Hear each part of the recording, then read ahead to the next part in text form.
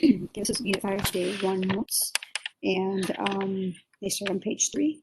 And our essential question is, when can the mean value theorem be applied? So far, we've had one pretty important theorem, that was the intermediate value theorem. And in this chapter, we're going to have two more theorems that are really critical to differentiation. So the first one being the mean value theorem. So the mean value theorem says this. If we have a function f of x, and it must be continuous on the closed interval a to b, and differentiable on the open interval a to b. If that's the case, so that's kind of the hypothesis, if that is true, then there exists at least one value c, a location, where that value is in the domain such that, so here we are in that domain, like from A to B, there exists at least one value c where the derivative at c is equal to the average rate of change, or the algebra slope, across the entire interval. So let's talk about the important components here. In this hypothesis, we have these two criteria: continuous on the closed interval. So in other words, here's the closed interval. We can't have any gaps or holes or asymptotes, anything where we might lose the ability to find a function value. Because if we have that potential, then we might not be able to find point C. So it's got to be continuous on this closed interval. And then, and the other important thing about that is, on this closed interval, if we don't have a closed interval, then how can we calculate slope across the closed interval? Like if we have an open point here, then we wouldn't have an f of a and an a to calculate the algebra slope across the function across this domain. Differentiable. So remember, differentiable means we can find a derivative all along here. Okay. Now, it's not important to find the derivative at A or at B, but on the interior, it's really important, because that is what we're looking for. We're looking for finding the slope at a particular location C. So we have the derivative equals the algebra slope. That's kind of the summary, or the kind of the quick way of saying the mean value thing. It's a derivative at point C equals the algebra slope across the interval. So if this is our algebra slope across the interval, what we're saying is there's some sort of point along this function where we have a point of tangent C that has the same slope. So it looks like maybe there's one right about there. And with this particular function, it looks like maybe there's one about here as well. So in the conclusion here, notice that it says there exists at least one value. In this picture, there are more than one value. There is more than one value, but there has to exist at least one. So let's look at this picture here. If we take the interval from A to B here, and we look at the average rate of change, or the algebra slope, notice I specifically picked 2 points straight across from one another, so that slope is 0. And so there's exactly one point then where the derivative is 0, and it happens to be at the maximum up here, at the top of the hill. So here's a situation where there is exactly one, but the theorem says it has to be at least one. There can be multiple. Now this example on the left here, this is an example of something called Rolle's theorem. And Rolle's theorem is a special case where the average rate of change, or the algebra slope, is 0. And Rolle's theorem is specifically used to find things like hills and valleys. So that is the mean value theorem.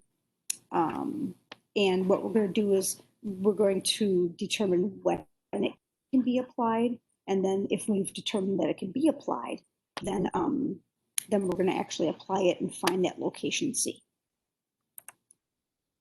Okay, so let's take a look then. Here's, let me move this, there we go. Here's kind of a summary of the mean value theorem, right? We have a function, it's gotta be continuous on a closed interval, differentiable on the open interval, then there exists at least one value within that interval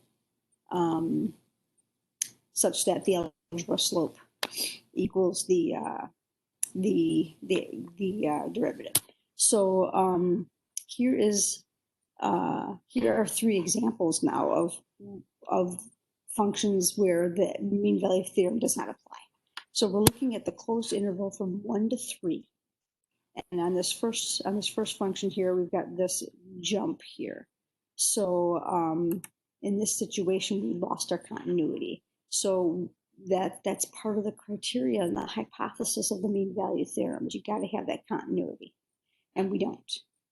So the hypothesis is false, and so the conclusion does not need to hold. There's no guarantee that it will. So we cannot use the mean value theorem across the closed interval from 1 to 3. We could use it across 2 to 3, but I'm specifically requesting you to use it across 1 to 3. And so with that jump, we lose our continuity. Let's look at example B. In example B, we have a continuous function on the open interval, but not the closed interval. We have this removable discontinuity here at the endpoint.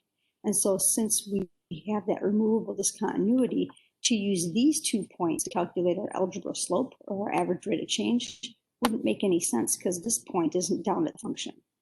So here's a situation where, again, we do not have continuity across the closed interval. We have to close up this function value here in order to do that. So we're not continuous at x equals 1.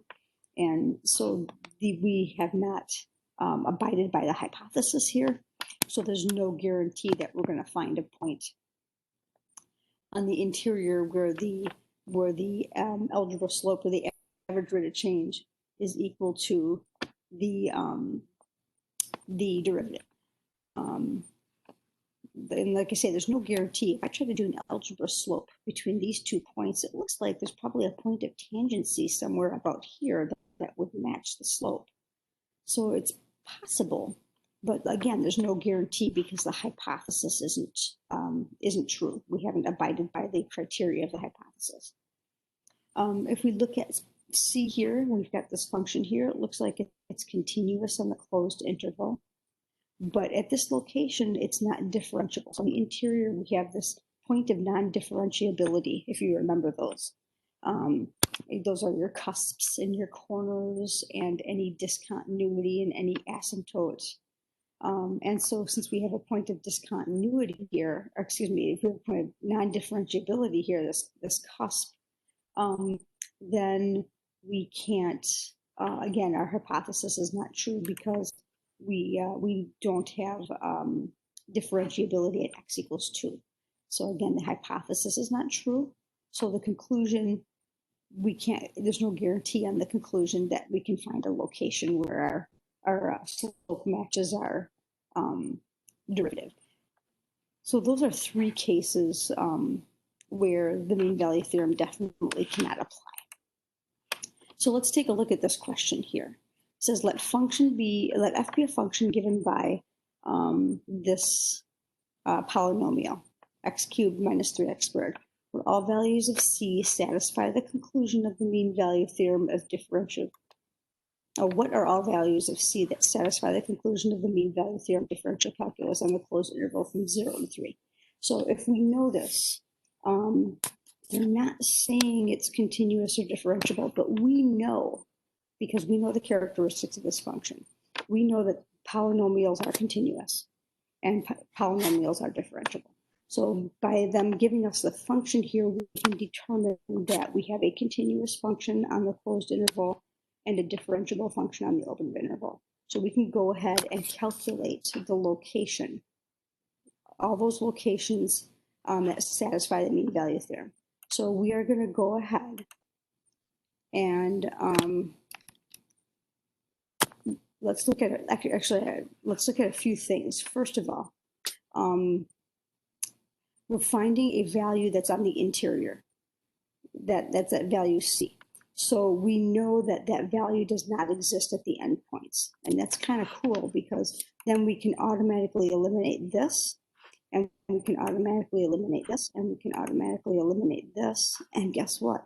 We can automatically eliminate this because all of those answers contain endpoints. And we can't, the mean value theorem doesn't apply on the endpoints. The locations that satisfy the mean value theorem have to be on the interior. So by just knowing the theorem, the hypothesis and the conclusion of the theorem, we can correctly conclude that the answer's got to be B. So let's go through and kind of verify this, even though we can conclude this with literally doing no calculus at all. So let's find the derivative, and then we're going to set it equal to the algebra slope or the average rate of change. So the derivative of this is 3x squared minus 6x. And the average rate of change then is finding f of 3 minus f of 0 over 3 minus 0. So f of 3, putting 3 into here, we get 27 minus 27. So we get 0. And when we put in 0 here, we get 0. So we get 0 on the top and then 3 minus 0 on the bottom. So we get a average rate of change of 0. So what we're looking for is where is the derivative equal to 0? And so again, we're looking for those hills and valleys. So this would be an example of Rolle's theorem if you wanted to get really specific. So the derivative, like I mentioned before, is 3x squared minus 6x. And we're going to set that equal to 0. So this is going to be a really common solution progression here. We're taking the derivative, setting it equal to 0.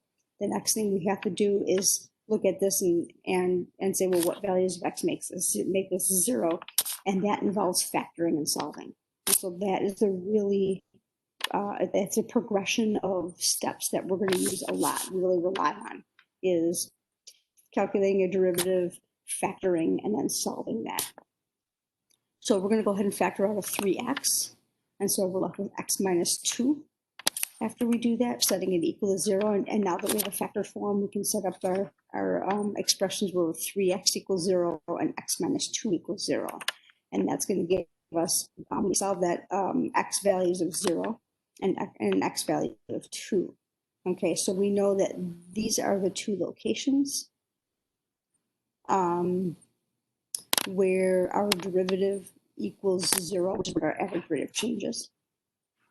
And then we can eliminate x equals 0 because that's an endpoint, and know that it can only occur on the interior. And so that value C is the location x equals 2. Let's take a look at question 2 here. Now, question 2 is a calculator question, which is nice because that means we can use our math H for calculating derivatives. So when we're looking at this, it says we let f be a function that is defined by x plus ln x. What is the value of c for which the instantaneous rate of change of f at c is the same as the average rate of change of f over the closed interval from 1 to 4. So they aren't specifically mentioning the mean value theorem, but they're stating the conclusion of the mean value theorem. They're saying at what value c does the instantaneous rate of change equal the average rate of change. So that's saying the conclusion. That's the same as saying, do we have any points C that follow the mean value theorem? So they can be a little tricky and not name the theorem specifically, but state its conclusion. So we know we're still abiding by this this conclusion of the mean value theorem. We're going to find a location C, so that the derivative equals the average rate of change over the closed interval 1 to 4. Okay, so it's a calculator problem, and so we can go ahead and find the function value at 4, which is going to be 4 plus natural log of 4. We're going to use a calculator to find that, and then the function value at 1 is easier to find because it'd be 1 minus the natural log of 1, and natural log of 1 is 0. Let me just back up before we do that and mention, like the other example, we know that x is continuous across all values of x. And we know that natural log of x is continuous across all values not at 0 because there's an asymptote there, but all positive values of x. So we know if we add the two together, we have a continuous differentiable function. So again, by telling us the function and knowing how the function behaves, which is why you have that that chart on the back of your schedule, so that you can familiarize yourself with really common functions, and they expect you to know whether the domains over which they're continuous and differentiable. We can conclude that this is the same as saying that we have a continuous and differentiable function. Okay, so I put x plus ln x into y1 in my calculator, and I just look at the table because I can pull both values from the table. You could also type this in and calculate it using your calculator screen, but I just did this. So f of 4 is 5.3863, and f of 1 is 1. We talked about that one a little bit. So here is my average rate of change. It's 4.3863, right? 5.3863 minus 1. So it's 4.3863 divided by 3. And so I'm just going to calculate that, and I get 1.4621. Notice I'm taking it out to a couple other decimal places. Now I'm not just stopping at 3, because this is an intermediate calculation. So I am looking for where the derivative equals 1.4621. So this is what we do then.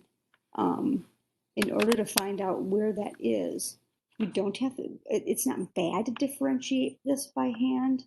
It'd be 1 plus 1 over x. And then we could set it equal to 1.4621. But we can, since we have a calculator, we can actually just do a math 8 on all of these until we match up this answer. So that's what we're going to do. We're going to do a math 8 on this first option, and we get that answer. That's not it. So we're going to do a math 8 on the second option. And that's not it. We need to find this slope, this derivative. And so we'll do a math 8 on option C. And there it is. Now we got a matching answer. So we know our answer is C. Like I said, by hand calculating it, the derivative isn't bad. It's 1 plus 1 over x. And we can set that equal to this and solve. Wouldn't be that hard to do. It might even be quicker than trial and error. But this allows us to not inadvertently make a mistake when calculating the derivative. So that's kind of nice too. Okay, so let's take a look at question 3. It says the mean value theorem can be applied to which of the following functions on the closed interval from -5 to 5. Okay, so we know we need to be continuous, and we know we need to be differentiable on the open interval from -5 to 5. So we've got to look out for anything that might be problematic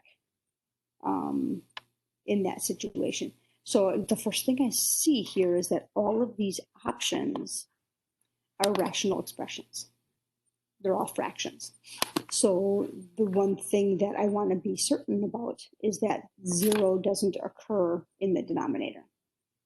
Okay, so if we're going from -5 to 5, the first thing I notice is that the sign of x is 0 when x equals 0. So this is out because 1 over 0 is not defined. So it's not continuous at 0. Okay, and so since this isn't continuous at 0, this is out. So let's look at B. What makes this 0? Well, looking at this, if x is equal to 1, then I have 0 in the denominator. And 1 is in this domain, so we're going to lose our continuity at 1. So we're going to violate this part of the hypothesis, so B is out. We violate either part of this hypothesis, the mean value theorem, then then we got to throw it out. There's no guarantee. Let's take a look at this one. What makes this 0?